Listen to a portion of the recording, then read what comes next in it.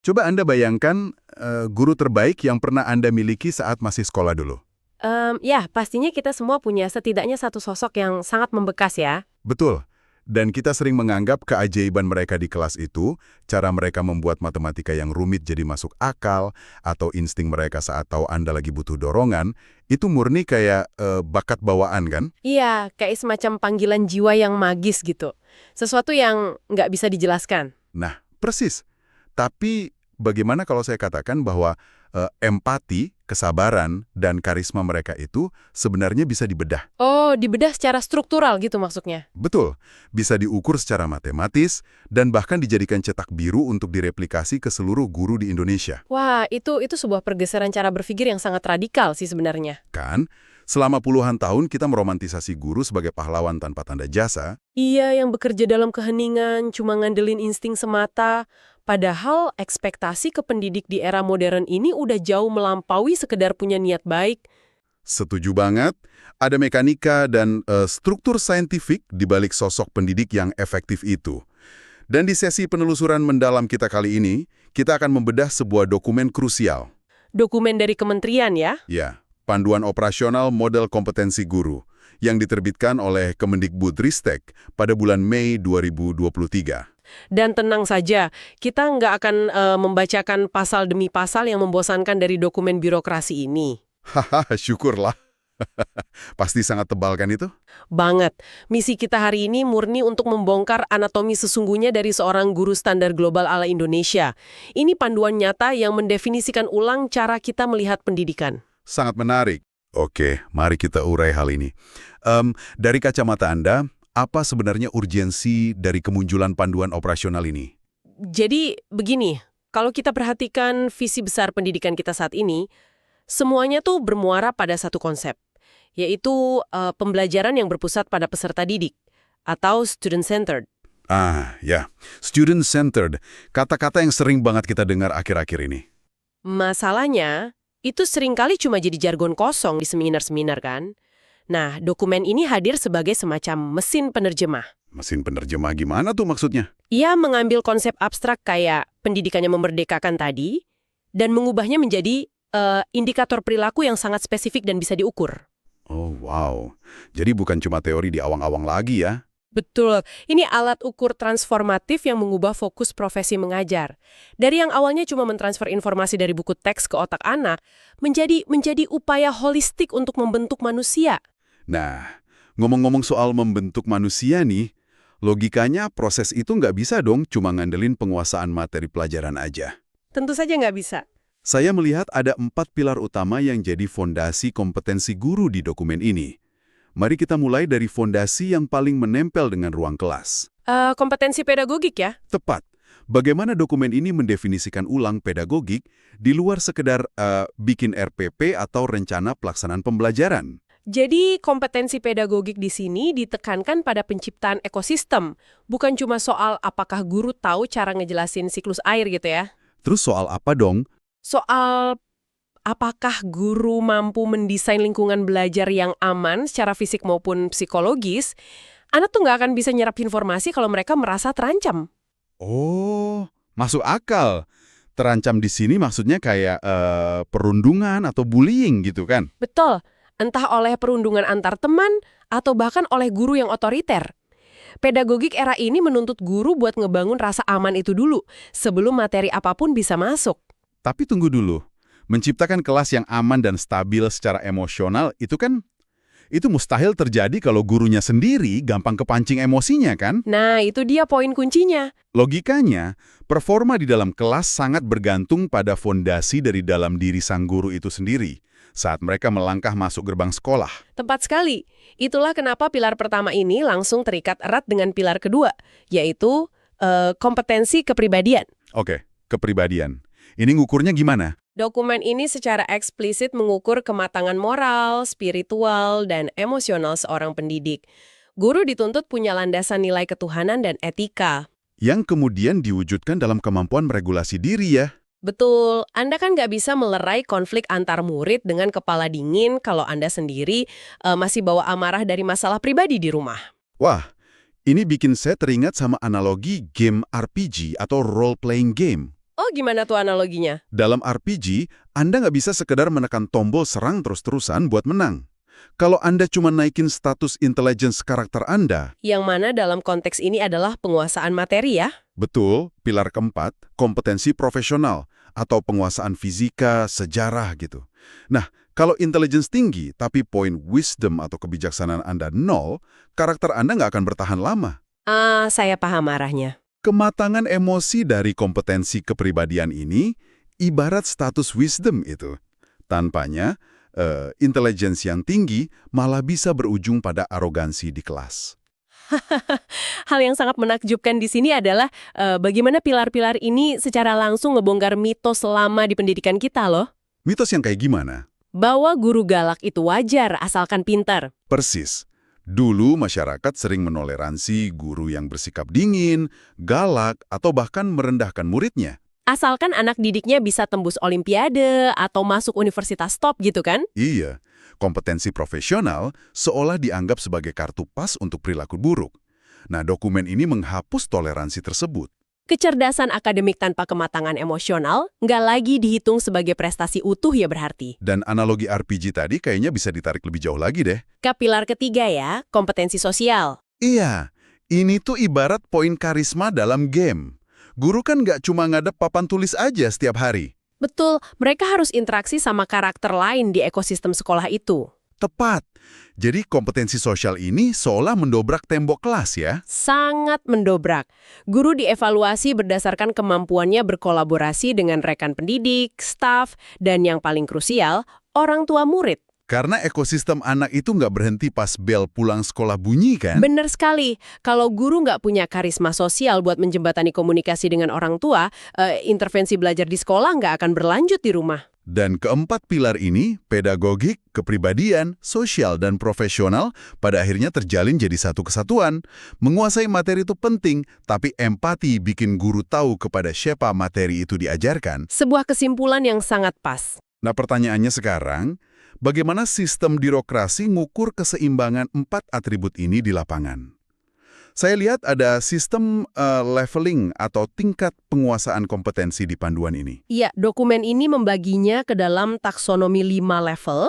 Perjalanannya dimulai dari level 1 yaitu paham.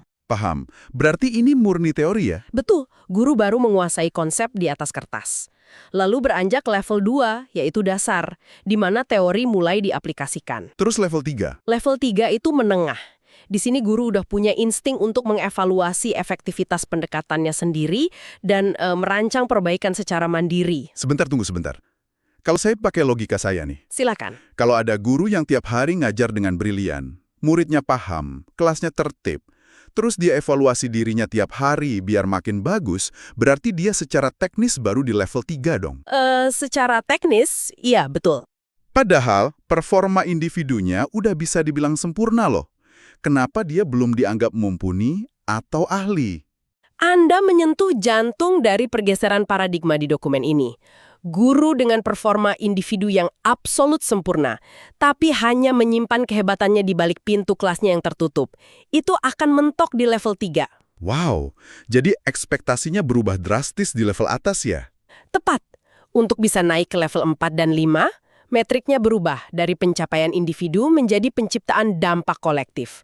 Mengajar itu bukan olahraga solo. Tapi olahraga tim ya? Iya, di level 4, tingkat mumpuni, guru wajib berkolaborasi dan membagikan praktik baiknya. Dan di puncak evolusinya, level 5 atau ahli, guru harus bertransformasi jadi mentor. Mentor untuk guru lain? Betul. Mereka dievaluasi dari seberapa efektif mereka membimbing rekan sejawat buat ikut jadi hebat. Kalau kehebatan cuma terisolasi di satu guru, kualitas murid cuma bergantung pada lotre aja. Lotre kayak apakah anak ini hoki dapat kelas guru A atau sial dapat guru B gitu ya? Persis. Ekosistem level 5 menjamin pemerataan kualitas itu. Mendorong guru jadi mentor kedengarannya heroik banget ya di atas kertas, tapi mari kita berpijak pada realita di lapangan nih. Realita beban administratif ya. Iya kan? Beban mereka itu luar biasa berat. Ngoreksi tugas, ngisi rapor, persiapan harian, nuntut mereka ngebimbing guru lain bukannya malah jadi beban tambahan yang nyita waktu istirahat mereka. Itu friksi nyata yang memang harus diantisipasi. Tapi esensi dari level atas ini justru bukan untuk nambah jam rapat, Terus untuk apa? untuk mengubah budaya di ruang guru itu sendiri. Alih-alih ruang guru jadi tempat pelarian, ia berubah jadi ruang inkubasi. Ruang inkubasi? Berarti tempat buat bertukar pikiran gitu? Iya, jadi saat guru senior nemu kendala, mereka bedah bareng guru muda. Ini menuntut pergeseran dari budaya kompetitif, jadi budaya kolaboratif yang rentan. Budaya yang rentang? Maksudnya berani mengakui kekurangan metode mengajar di depan rekan kerja ya? Betul. Dan itu kan butuh kedewasaan emosional yang tinggi. Wah, ngomong-ngomong soal emosi, disinilah bagian yang sangat menarik dari dokumen ini menurut saya. Tentang indikator kepribadian tadi, Iya, tadi kita singgung soal kompetensi kepribadian.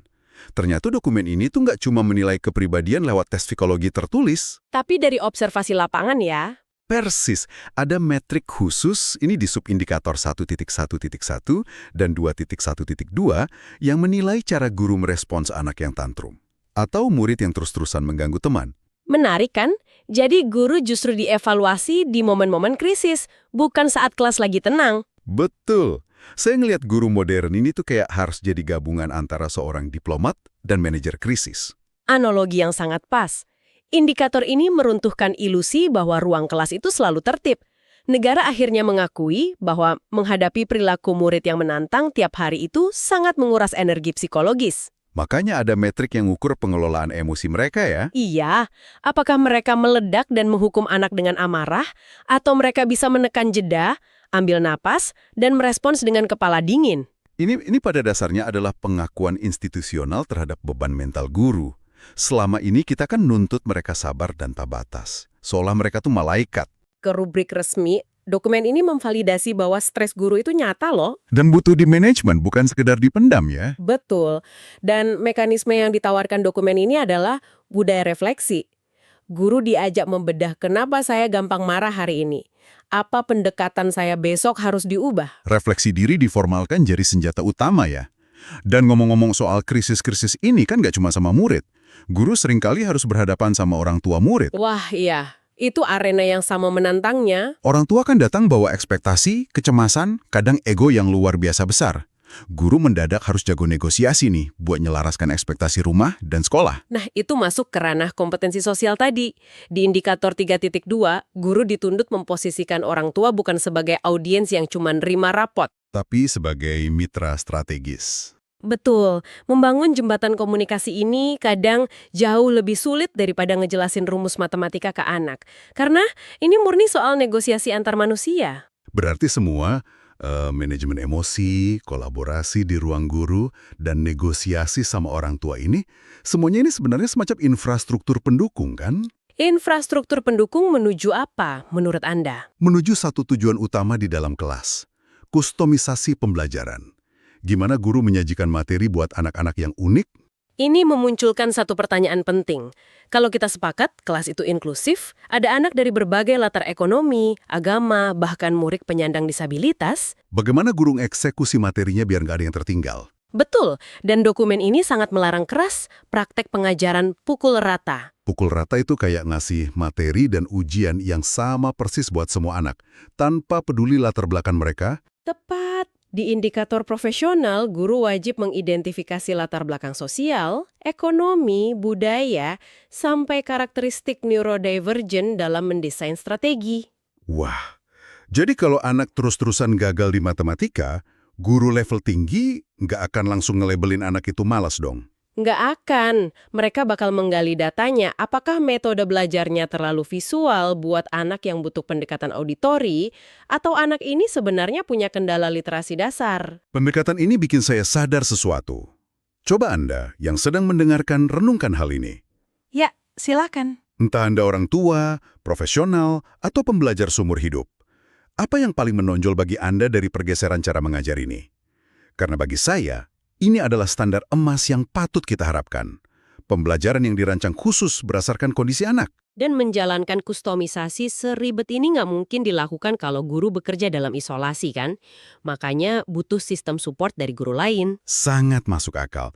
Jadi, apa makna dari semua ini? Kalau kita rangkum perjalanan diskusi kita, Silahkan ditarik benang merahnya.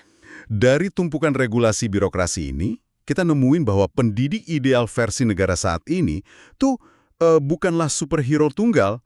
Mereka adalah sosok yang reflektif, kolaboratif, matang emosinya, dan menjadikan keunikan siswa sebagai kompas. Singkatnya, kita bergeser dari mengkultuskan individu menjadi apresiasi terhadap ekosistem yang kolaboratif. Betul, dan menyadari beban seberat ini seharusnya bikin kita sadar kalau transformasi pendidikan itu nggak bisa cuma bertumpu pada gedung mewah atau gadget mahal ya. Iya, tapi murni pada kualitas interaksi antar manusia di dalamnya. Nah, sebagai penutup, ada satu lapisan makna yang menggelitik pikiran saya dari dokumen ini. Apa itu? Dokumen ini menekankan empati, mentor antar manusia, dan kematangan moral di level tertingginya.